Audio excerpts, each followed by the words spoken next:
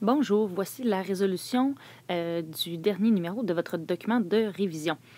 Alors, il nous présentait un bloc sur un plan incliné en précisant dans la situation qu'il y avait une force de frottement, ainsi que la force qui était appliquée sur le câble pour tirer la masse de 10 kg était de 150 newtons.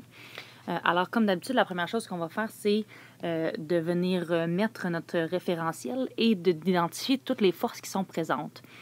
Donc, dans ce cas-ci, on avait notre force de frottement.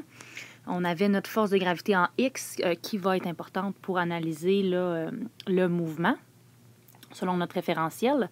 On a une normale qui, dans ce cas-ci, est en Y. On a la tension dans les deux extrémités du câble et finalement, on a la force appliquée pour tirer sur tout ce système-là de 150 newtons.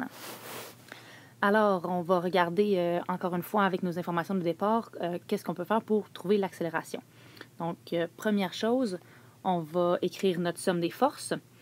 Comme notre mouvement est en X selon notre référentiel, on va faire la somme de toutes les forces qui sont présentes en X. Dans ce cas-ci, il y en a plusieurs. Alors, en X, on a d'abord la force de frottement qui est opposée au référentiel et on a aussi le FGX qui est dans le sens contraire de notre axe des X.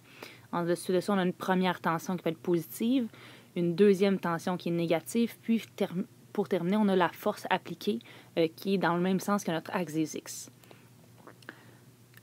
Donc, puisque les tensions s'annulent, on va avoir seulement là, nos forces de frottement, force de gravité, ainsi que la force qui est appliquée.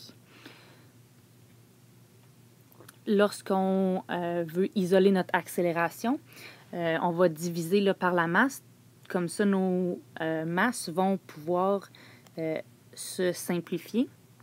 Donc ici, la masse va s'annuler avec celle qui est en dessous. Et de cette façon-là, on va pouvoir calculer directement notre expression pour obtenir l'accélération. Dans ce cas-ci, si on calcule tout ça, on obtient 6,5 mètres par seconde carré.